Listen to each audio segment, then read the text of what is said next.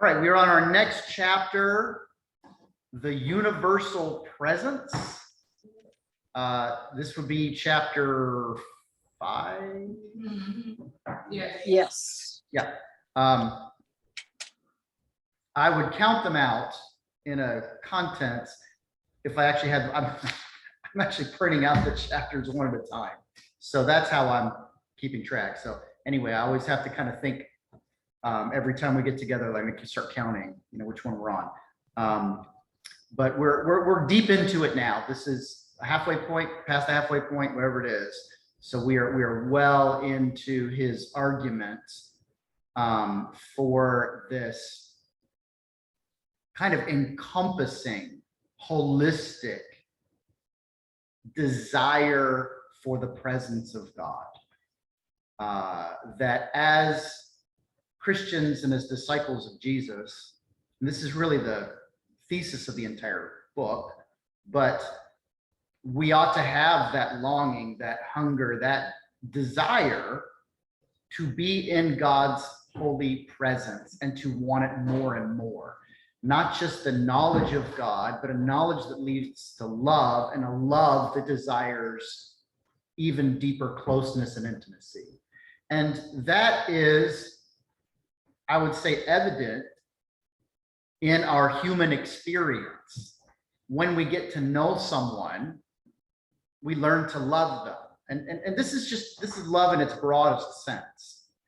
And when we love someone, we desire to be closer to them. We desire to spend more time with them. We desire to have a greater sense of togetherness or solidarity. This doesn't just have to, I'm not just talking about romantic love, just the love of a friend. When you care deeply about someone, you want them around more, not less. And but there's this kind of scheme work that flows one to the next. You need to know them. And when you know them, you can love them. And when you love them, you want more of them and closer to them. So that all of these things kind of work together in line. We will have, another little passage in here where he's going to point out that the knowledge and the love are too easily separated out these days. And that's maybe the funnest part of this entire chapter. We get a lot of these days talks and how bad it is. And he wrote this like, what, in the 30s or something, the 20s, the complaints seem very quaint. But they also seem very contemporary. Like everything he says about his current age and their weaknesses, I'm like, oh yeah, that's us. But strangely enough, or sadly enough, without a sense of chronological snobbery, I would suggest that whatever he thought was bad, our experiences are worse. And I don't mean that in a sense of, either woe is us or look at how hard put upon we martyrs are today. It's just the sort of things he's talking about.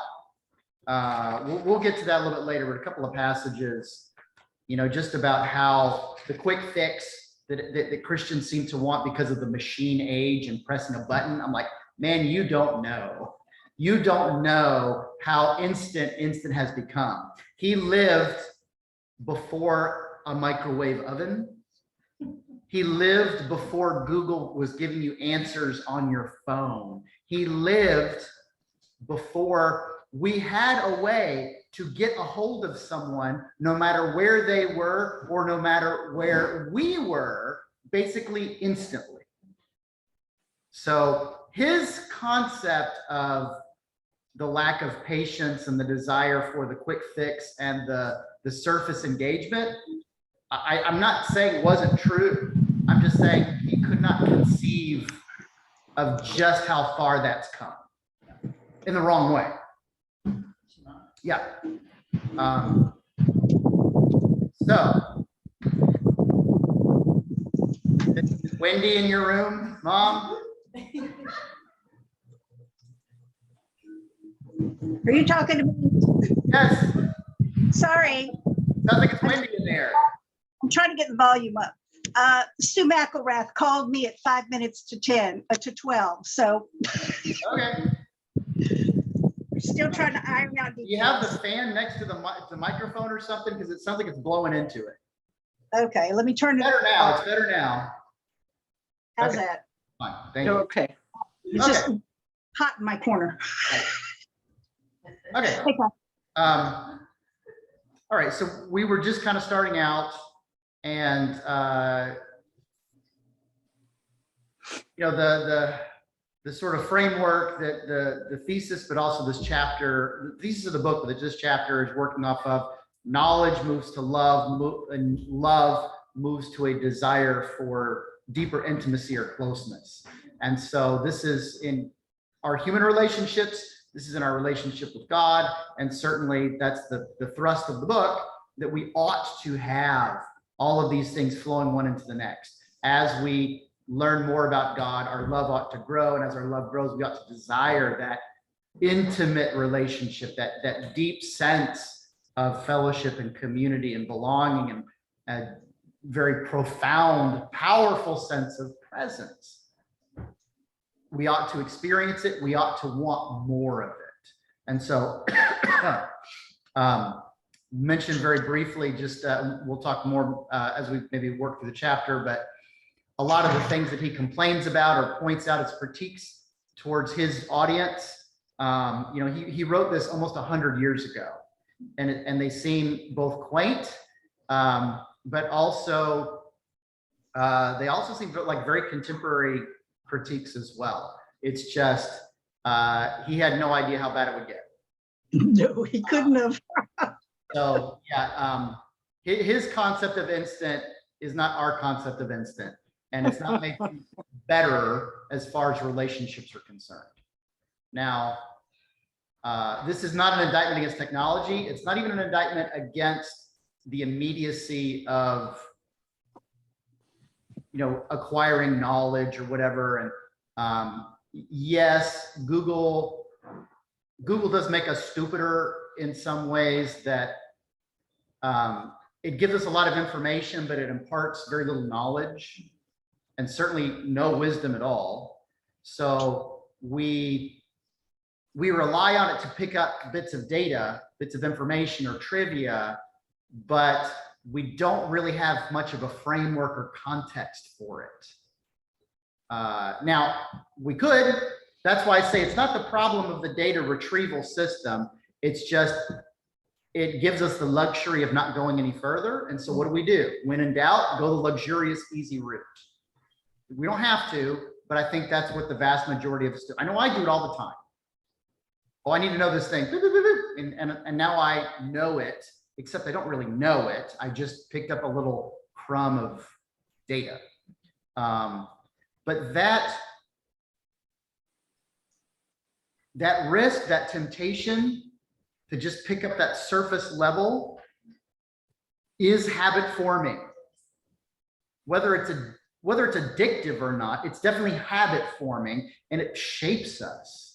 Like there was I remember studies being published, I think in the 90s, maybe the early 90s, but talking about the MTV generation, which would be, you know, kids who were, say, tweens and teens in the early mid 80s, when MTV first sort of exploded with the whole concept of a channel devoted to music videos. So you're going to have a popular song, and then you're going to make a video, and there's going to be, you know, there's going to be shots of the band performing or singing, and then there's going to be kind of a creative element or maybe a story that's involved, or special effects or whatever.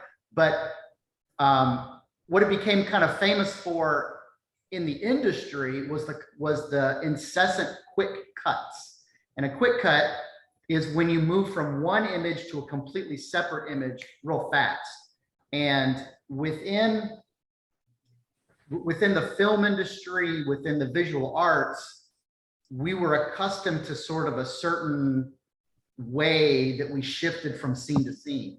A lot of slow fades, maybe even a cross cut. There was a lot of techniques that allowed us to feel a change without the change feeling like needlessly provocative or disruptive. You know, you're like, imagine an older movie and they're in a scene and they're talking in one location, and then the story needs to be held somewhere else and maybe with other people. The way they would do it is different than the way they do it now. And MTV was kind of a pioneer in that, with a lot of bam, bam, bam, bam, bam. Images would just kind of flash and then they would just change. What they called a quick cut meant you would get just a couple of seconds of an image and then it would smash instantly to a completely different image. And that would happen again and again and again and again and again and again and again. And so these studies were like, wow, kids watching this are having their attention spans decrease. Now, it didn't stay with MTV. That sort of developed a style, and that style became pervasive in a lot of media. It's difficult to watch anything on TV or online that doesn't apply some of those techniques. That is not the way they would have done stuff in the 60s or 70s or whatever. I'm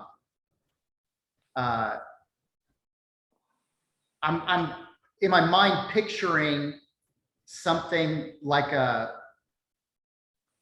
old sitcom, like a black and white sitcom from the late 50s or early 60s, like a Honeymooners or an I Love Lucy. And if you can like replay a few fragments in your mind, there were times, I mean, a lot of them were one sets, like they were all everybody together in the living room. But then sometimes, like, say they were going to go, you know, Lucy was going to be in Ricky's club or whatever. But when they did that transition, what would they do? They would like have this real slow fade out and maybe music, do, do, do, do, do, and then a nice slow fade in that would establish we are in a new location. And then people would kind of slowly gather, and your brain kind of had time to process and to put the pieces together. And now, whether it's just a regular TV show or a commercial or whatever, everything is just rapid fire, rapid pace.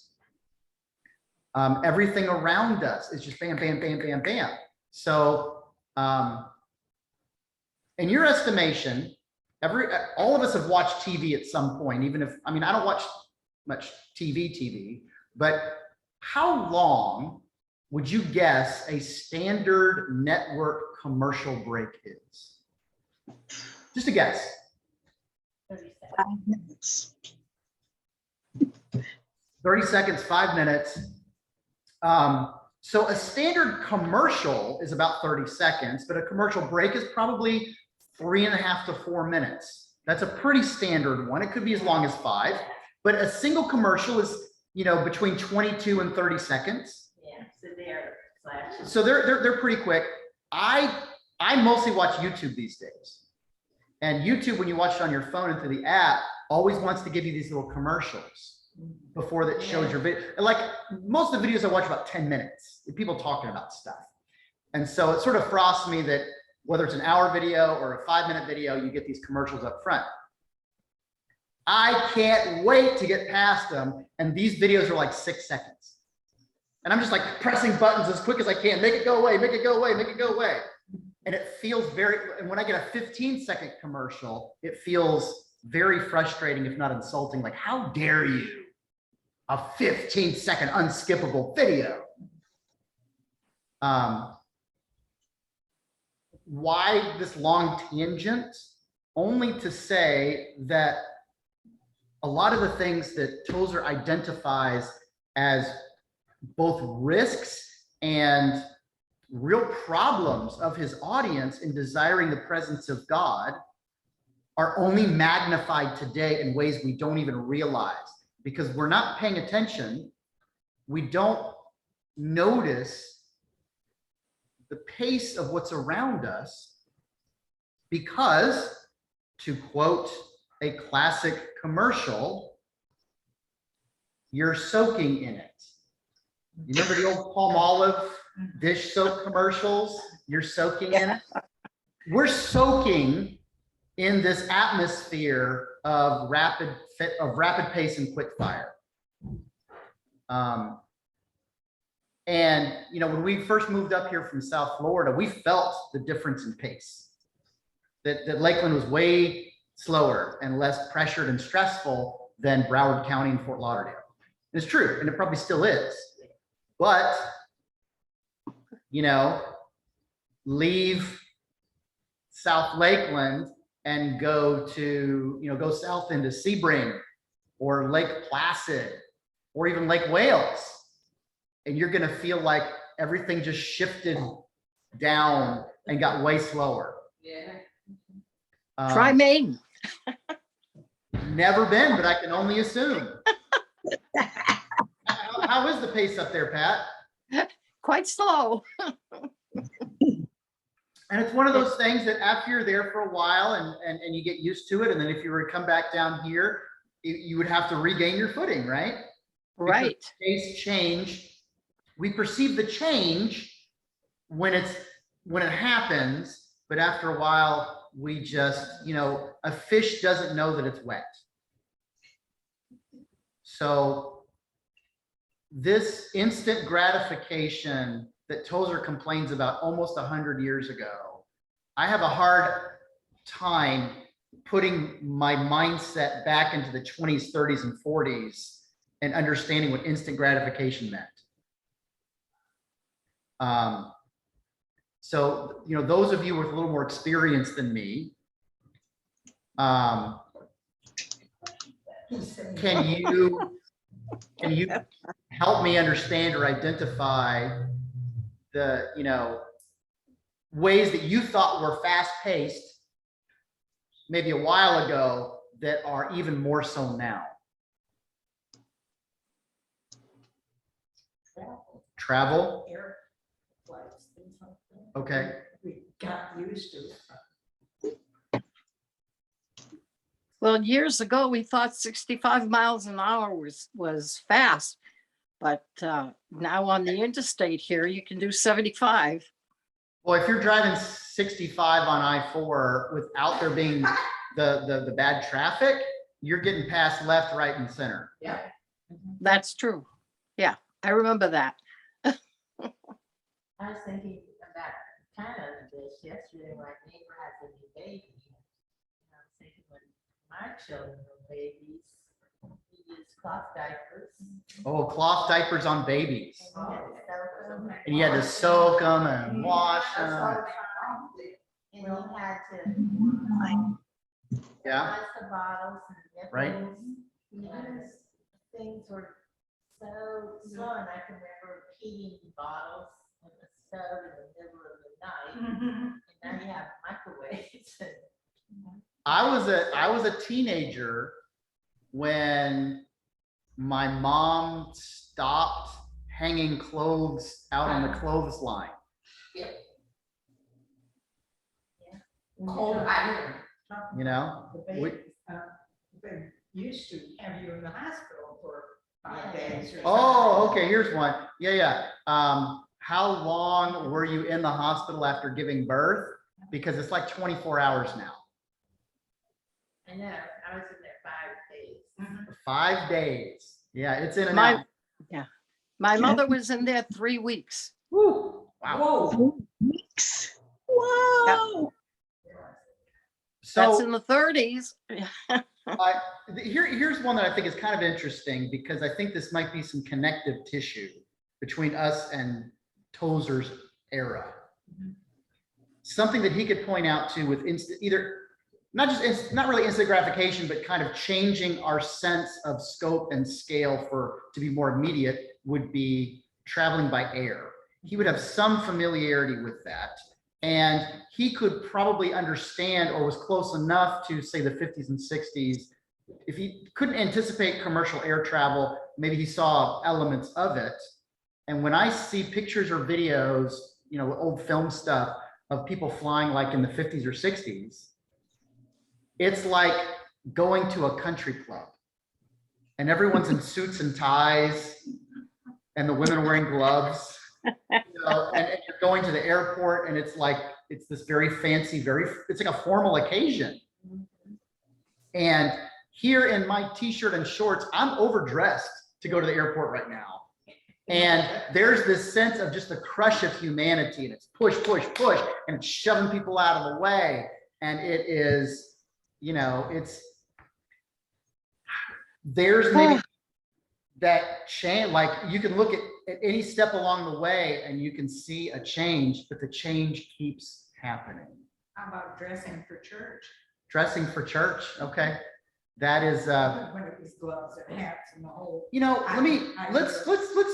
let's stop there for a second. I like that because, I'm trying not to, I know I'm going a little afield of this chapter, but I think this is maybe a good way to rope us back in.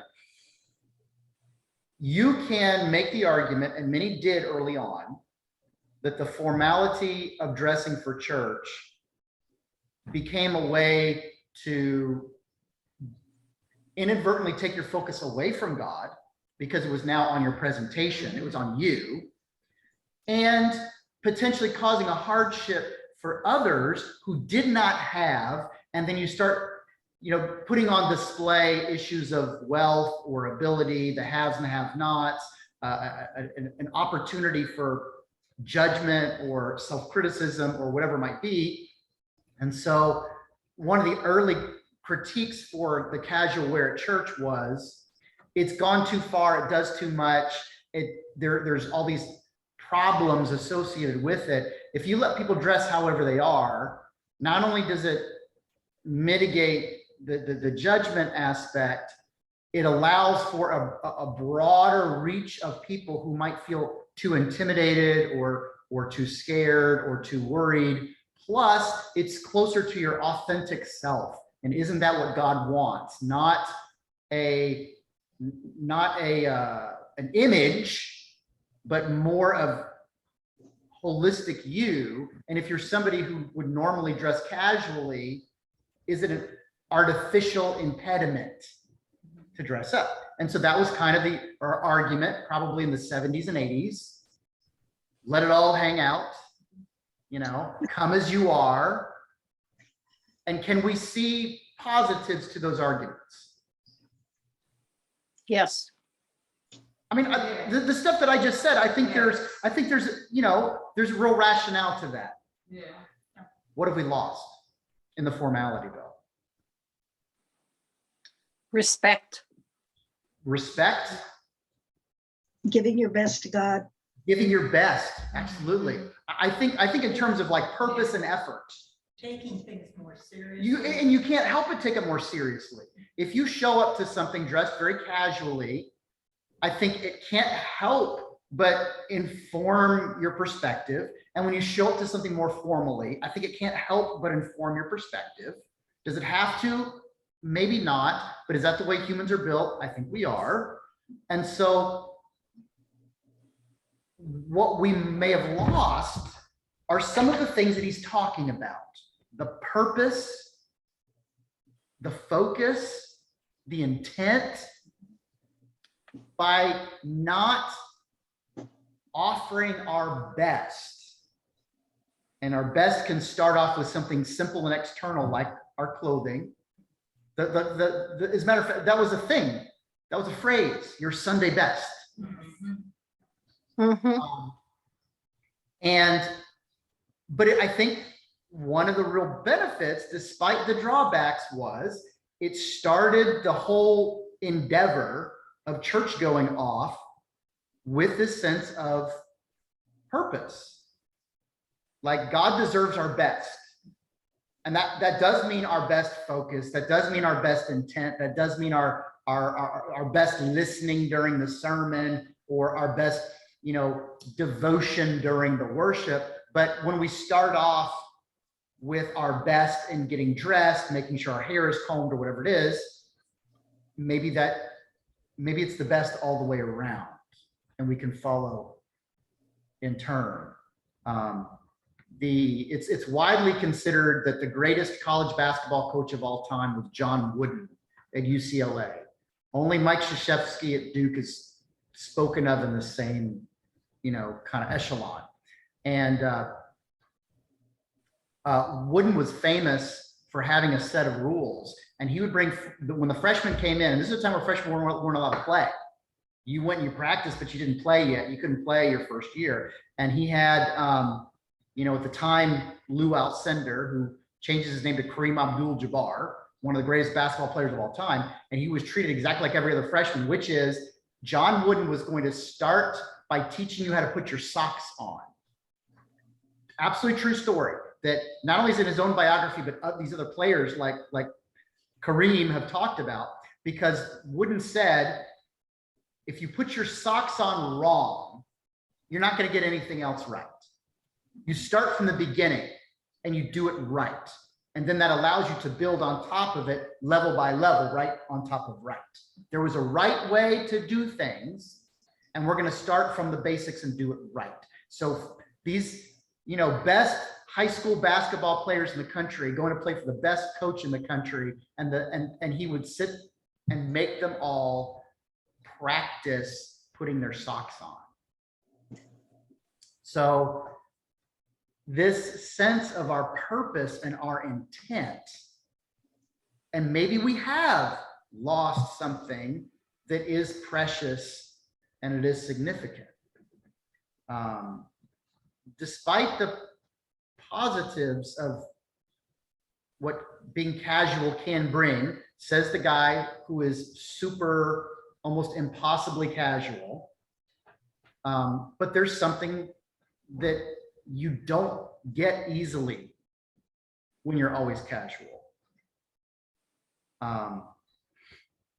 So to take it back to the beginning of the chapter and wrote this back in, he starts talking about the presence of God being everywhere. It's one thing for us to say, okay, it's Sunday morning, I'm going to church, I'm going to dress up, I'm going to do my best because I'm going right there and this is important. And then the argument so far, I think, has been, pardon me, supportive of that. And there's good that can come from that. There's something positive and constructive. But what is he reminding us at the beginning of this chapter about where God is and where we will encounter him? Yeah, it's not just Sunday morning. It's not just going to church service in our Sunday best. The omnipresence of God, the immanence of God. Omnipresence means everywhere. Immanence means close by, close to you. And both of those terms, they're not interchangeable, but they're kind of interlinked. So how does he distinguish between that omnipresence and immanence from pantheism?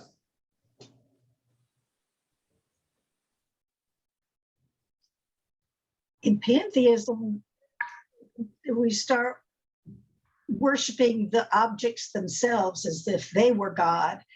And he is saying that God is within them, but also transcended to all of his creation. Yeah, I think it could, the very overly simple way is to distinguish between God is everything versus God is everywhere. The pantheist would say God is everything. That leaf is God, that rock is God, I am God, the sky is God, you are God. And there is something to be said about the recognition of the holiness that is throughout creation. But to even speak in terms of creation implies a distinction between that which was created and a creator. Who created? Follow? So to say that God is everywhere, right, that's the words of David, that there's nowhere I can be away from your presence. If I were to go to the depths of the sea or far away, your presence is always there. So there is nowhere that God is not that God is that thing, but God is with us where we are, no matter where that happens to be. And he makes kind of a nice, somewhat detailed distinction, which I think was sort of it was sort of cool to see laid out with a lot of clarity. There is not a person who is like geographically closer to God, no matter where you happen to be in the cosmos. You know, if you're here in Lakeland or if you're on the surface of the moon, you know, both people are like the exact same distance from the presence of God.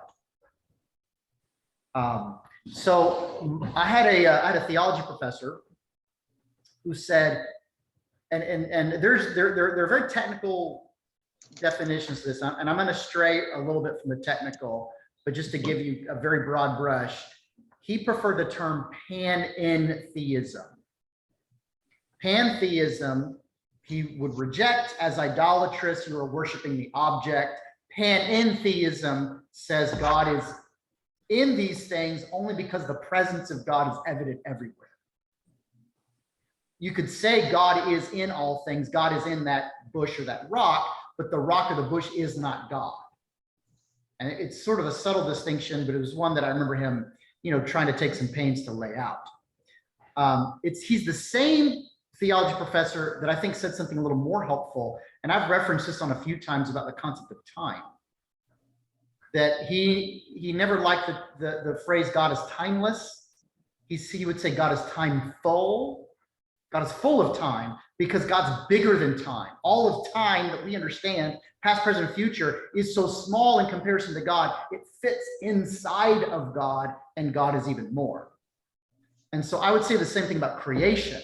All that there is that we understand, like we were talking about last week, reality, that which is actually so small in comparison to God, it's contained within the presence of God.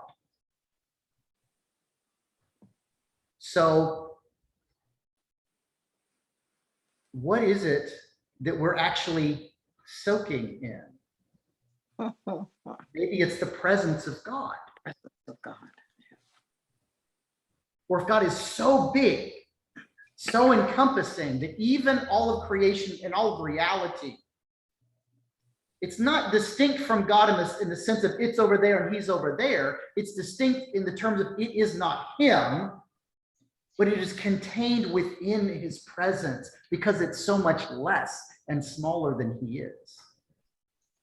Even creation itself and all of us, we're soaking within the presence of God. We just don't pay any attention.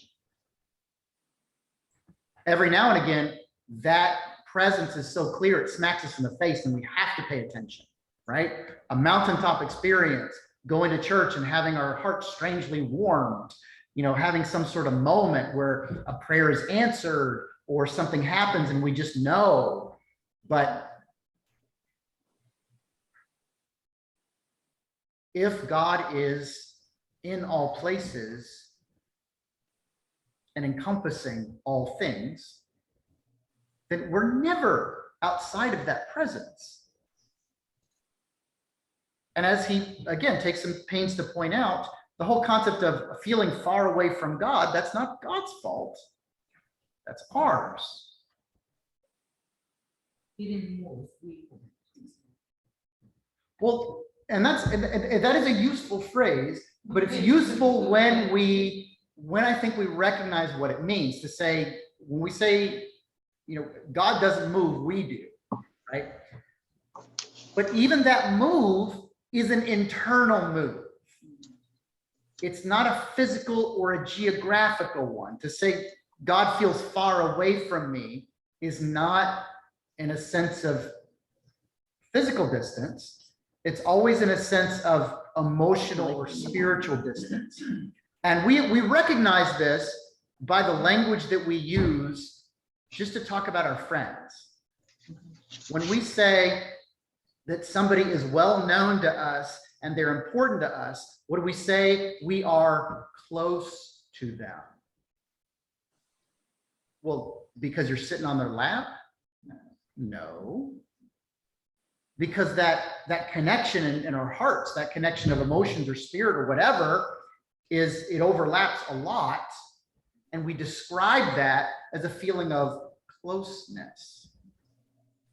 That's why when you are having an argument with someone, or they've hurt your feelings, or you're having a fight, they can be sitting next to you and they feel very far away. We even use those terms. Why are you so distant from me right now? What do you mean distant? I'm like 2 feet away from you. But it's not that kind of distance, is it? So we recognize this, I think. We understand it because we live in these experiences, but do we apply them in our relationship to God? If he is fully immanent, near us, and omnipresent everywhere, well, the geographical distance issue is solved. What about the emotional and spiritual distance? And again, if God feels far away, who moved? It wasn't him. Us. We also recognize that when we are mad at someone else, even if we don't move further away from them, but we feel ourselves close off, right? Like I'd be staring right at you and then kind of harden my own heart, or like I can just turn off the warmth in my mind. We are quite capable of distancing ourselves from someone or something without physically moving. We start compartmentalizing, we start separating out, we start mentally forcing things away or putting in a divider.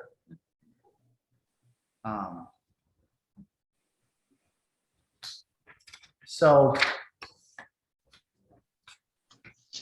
what do we do about that? It takes the time and effort we're not too good about putting into that relationship.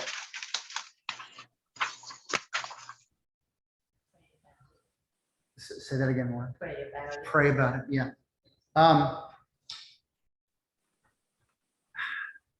How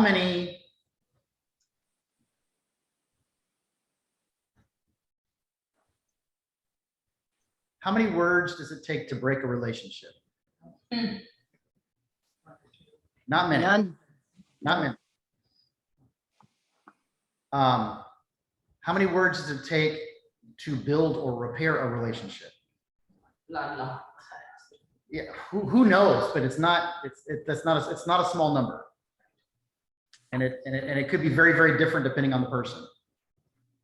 So one seems easy, quick, almost instantaneous, and the other seems long and kind of nebulous. It seems like when you do something like that to break a relationship, you're just not thinking through what you're saying sounds like to the other person. Or we're not thinking through the consequences beyond the instantaneous. You want to talk about instantaneous and about the quick gratification or stuff. How many things have we said that felt so good when we said them at the moment, but almost immediately afterwards we regret and we wish we'd never let it out of our mouths? Yeah.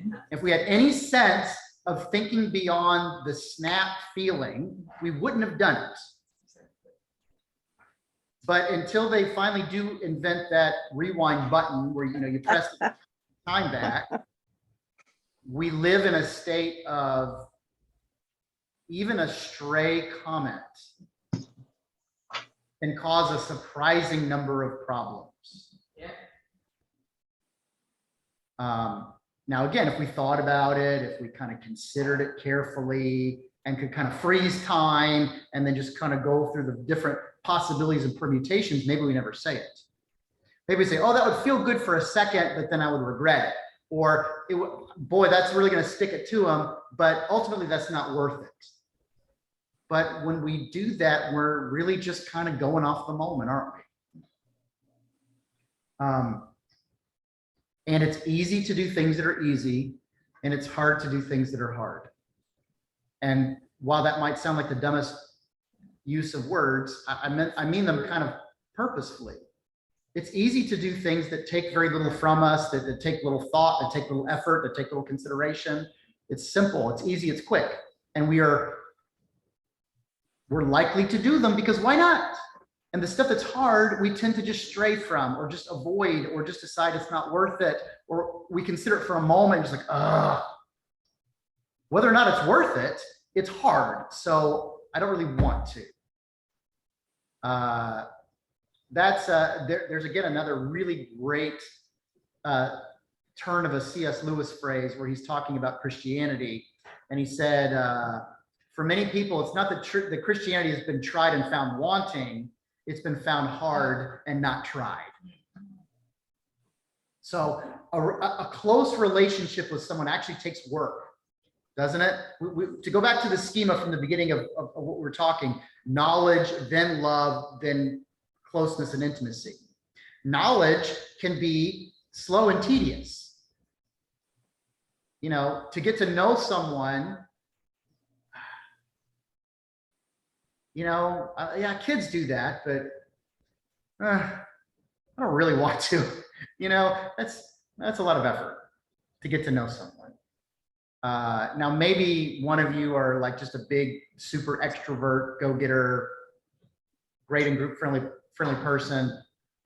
To me, the thought of like going to a party where I don't know people and introducing myself and starting to tell them like, can I just stay home? Yeah. You know, it's work. It's hard. I like conversations with people. I don't really look forward to all the buildup to get there. I will say though, I remember in college having a guy,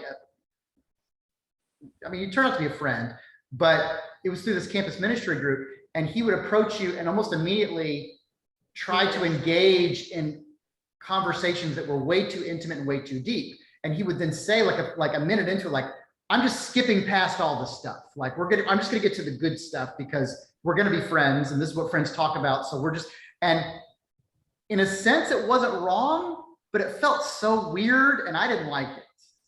It felt like, I don't like to lead up stuff either. And it did feel kind of tedious, but when it's missing, it feels kind of wrong. Like to tell a stranger something super intimate about yourself, it just kind of feels wrong. But when someone has spent the time and the dedication to build trust with you, it feels right and appropriate. You even want to do it. You want to share because it's important. I'm not telling everybody this, but I do want to tell you because I trust you, I love you, you love me, you know, all that kind of stuff. So that sort of relationship with God, it's right there and it's possible, but it will take effort and work. And maybe it's just easier to not do that. Maybe it's just easier to just keep on shuffling forward because in order to actually get to those better things, it takes a lot of digging. And I don't really want to dig right now. Is that possible? Is that probable?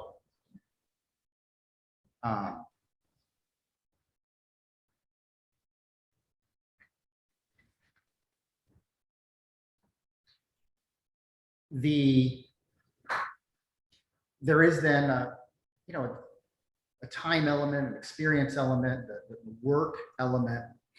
But again, Tozer, I think, would want us to be careful of not engaging in that kind of work and then becoming focused on the effort itself and then losing sight of why we're doing it.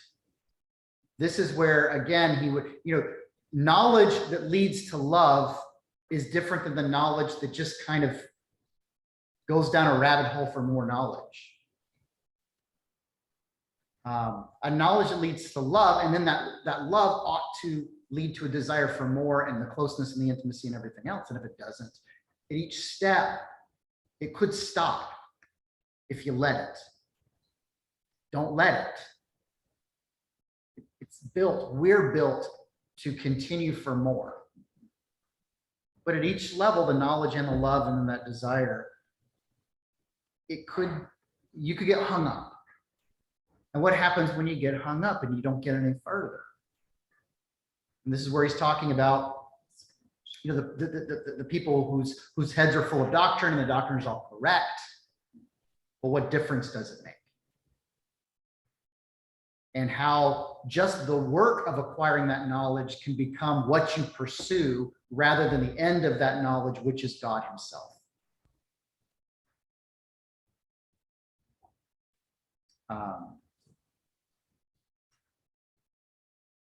I liked the paragraph where he mentioned the diversity of saints. If we get tempted to categorize saints in sort of this kind of narrow box and say, well, I don't fit that box, so that's not for me.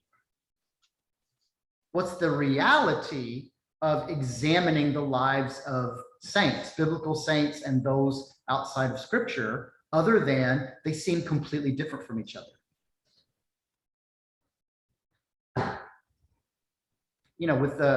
With our very contemporary pushes for diversity and inclusivity and representation, this was written 100 years ago. And what is he writing other than, if you look at the saints of God, not only will you see one just like me, you're going to see one just like everybody else, because it's from every language and race and tribe and nation.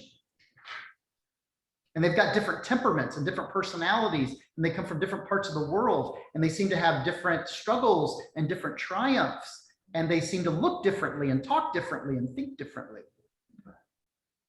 We can't say we don't belong in that company because we're not like that, because that's not the common factor. The common factor connecting all these saints is not what they look like, where they're from. It's not even about their temperament or personality. That only commonality is that desire for God's presence and experiencing it. And it should tell us that means any one of us can do it. I want to jump back a minute to that part about theology and I don't know the word I'm looking for, but when the disciples started preaching after Jesus had ascended, the knowledgeable Pharisees and scribes and those well-educated people were saying, who are they? They're just common fishermen. They don't have any education. They don't know what they're talking about. Right. But they had the experience of being with Jesus, with God himself in that respect.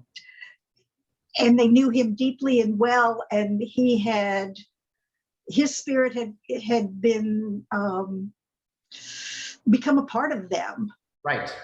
And so they were knowledgeable in a way that all those book learning people could never have. Yeah, they were true experts in the field, right? It's just maybe the former experts misidentified the field they should be experts in. I think this is a Dwight Moody quote, which was it's a pretty fun one, but he says something like, super paraphrase because it's escaping me now. But like if you take a bad guy who is you find him running around the railroad tracks and stealing cinders off the track, and you take him to a prestigious university and you train him and give him all the degrees, Yes. He's going to go back and he's going to steal the railroad. So education in and of itself was not a mark of virtue. To be good wasn't so much about what you had learned, but it was more about like your character. And so he was trying to separate out that, it's all simple to say head knowledge and heart knowledge, but just in the sense of education in and of itself was an unalloyed good. He was saying, well, no, number one, it's depending on what you're being educated in, but number two, the goodness needs to be in the person or with the person. Otherwise, that education can be even more dangerous than not having an education. You know, a well-educated villain can do a lot more damage than a dumb one. With the implication, I think, that what was significant and important for the lives of these saints, like my mom talking about the relatively uneducated disciples, was what they were actually talking about. They had knowledge that was practical and it was true. And I think it might have been Moody talking in the same, like expanding upon that same element, but he said, if you're faced with a tough moral choice, don't ask the professor of ethics, ask the good man.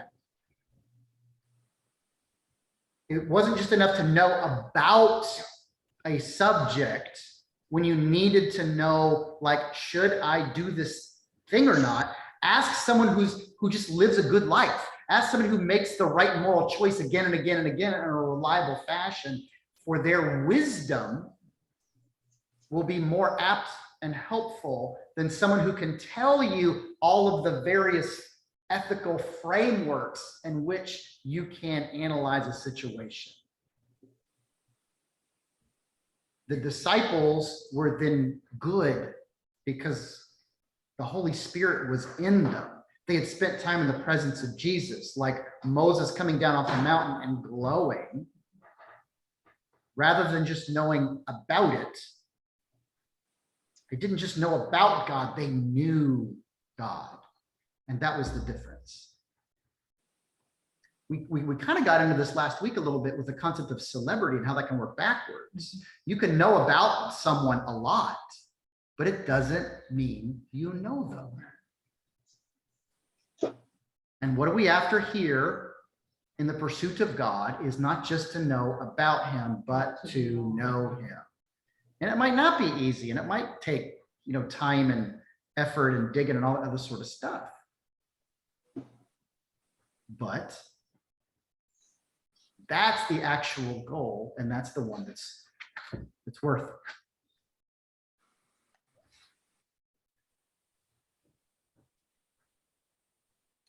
it. That quality that he spoke about, which all the saints had in common, was spiritual receptivity. Yes. And that struck me as, I guess that's what we're heading towards or trying to get to, is having that spiritual receptivity for the presence of God. So what does that make, that term make you think of? Receptivity. Receiving. Receiving. Hearing. Hearing.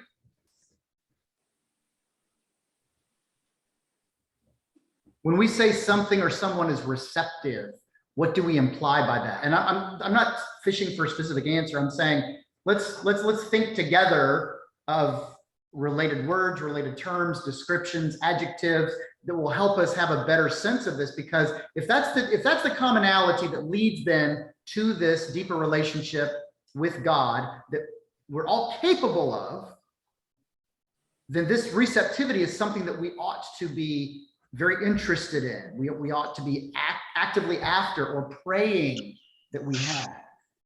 So when we say something is receptive or someone is receptive, what do we imply? Accepting of an idea. Accepting of an idea. But they're open. Open.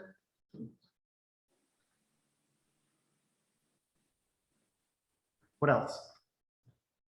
I think it implies a desire to know, to receive, Okay. to acquire it. I'm just kind of letting this run in my mind, but I'm getting softness and flexibility. So, like in football, to be a good receiver, to be able to catch the ball in a variety of situations, locations, circumstances, the ball's thrown soft, the ball's thrown hard, the ball's thrown away from you, the ball's thrown with other people getting in your way or trying to make it difficult for you to catch. When someone is just very, very good at being able to pull down a ball and hang on to it regardless of the circumstances. One of the ways that's kind of referred to offhandedly is having soft hands. Now, like somebody in NFL, their hands are not soft. Their hands are like super strong and like they're like rock hard, and they could probably shake your hand and crush the bones because they're high-level professional athletes. But we call it soft hands because this receptivity means they're able to control, like you have your hand in such a way where you absorb the force with just the right counterbalance that allows the ball to neither push you away or to bounce back. But it's almost like it's sticky. Sticky hands, that's another way to put it. And so when I think of receiving and reception and being good at it, not just existing, but being good at it, I start thinking about catching a ball, soft hands that receive, it doesn't bounce off, and sticky, where it almost seems like no matter what direction it comes in, it goes where it needs to go, and it stays there. And if I'm going to relate that then as an analogy or as an illustration to faith, a softness of our spirit, a flexibility and a stickiness. As the opportunities of God's presence come, we're flexible and we're soft enough to kind of move with it. We're not rigid, so it bounces off of us. And it sticks because we want it to. We're not letting it slip past us or drop away. We're wanting it to stay around. And I'm just kind of thinking about a receptivity that incorporates a lot of those little elements. As a matter of fact, when we talk about someone in spiritual terms, we call them rigid. That's never a compliment. Or inflexible, that's never a compliment. When we speak in spiritual terms, that sounds like overly judgmental and someone who's like with views too narrow to actually encompass reality and truth. Going by hard and fast rules. Hard and fast rules that aren't actually accurate. Like it'd be one thing if they were right, but it's almost like you get so bogged down. This is the Pharisees with you tithe on your various spices, but you will not offer any grace or consideration. There's no mercy to those in need. So spiritual receptivity. Now, some of it, what I talked about in football, is kind of innate ability. It's a gift to be able to do some of these things. And certainly at that level, I don't care how hard, some of us work, none of us in this room are going to be an NFL receiver. It's not going to happen. But if that illustration is potentially useful, there are ways to develop whatever talent you do have and become better at it. Is spiritual receptivity something that can be trained and developed, that even if it's unique to us, we have a little bit or a lot as granted by God, can we take what we've been given and make it better? Yeah, always. Okay, how might a football player increase their soft hands or make them stickier? Practice doing it more, practice doing it under a variety of circumstances, seeing what didn't work and adjusting it until it does work, and then practicing it that way again and again and again until it's much more likely that when you need it to happen, it does. Can we practice spiritual receptivity? If so, how might you do it?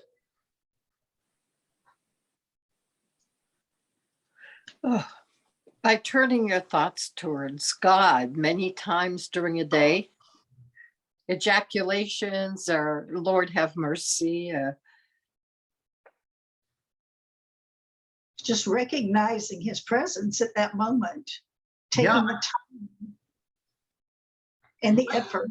If God is like everywhere, maybe a practiced, deliberate paying attention to that would start changing the way that we saw that on a regular basis.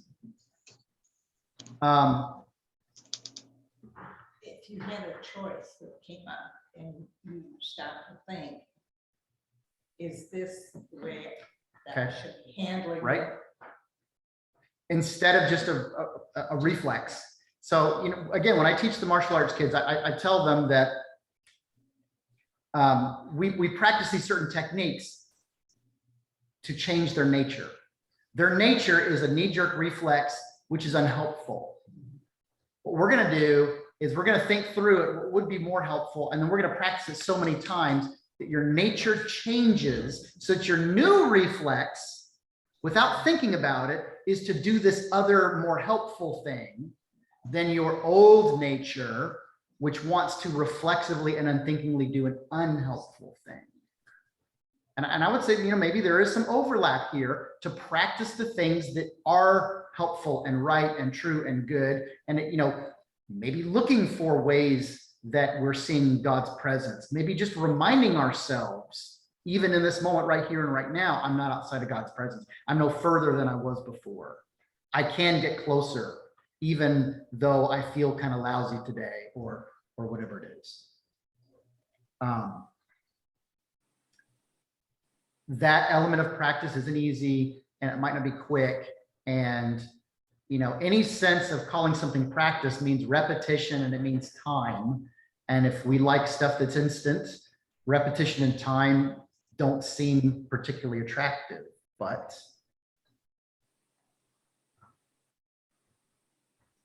maybe this is how we regain some of the older ways that might not be holier in and of themselves, but they gave people a different chance than we have right now, because we're so consumed. We're soaking in the fast, in the pace, in the now, in the instant, in ways that they didn't before. And they could actually, maybe because they had to be at a slower pace, maybe they could see things, if not more clearly, then at least a little more slowly.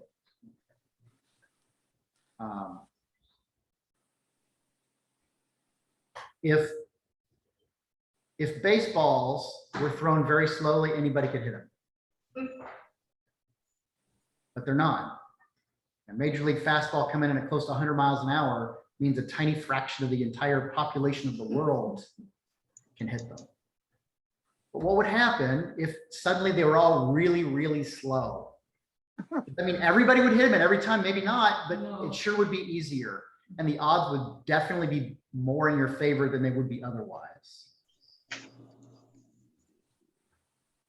I don't know how to slow my pace very well. That's not one of my strengths.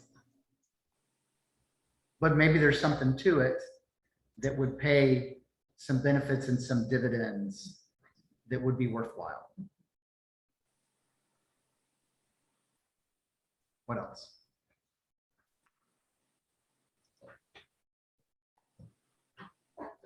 All right, well, why don't we, we're going to take a week off. It will be Easter week. That is the week after Easter. And we'll take off from that, and then we will jump back in the week after that. That's, I believe, the 27th, right? Yes. Mhm. We will do our next chapter then. All right, we're good? Right. Okay. Good. Thank you, Father David. Happy Easter in the spot. Thank you. Same to you.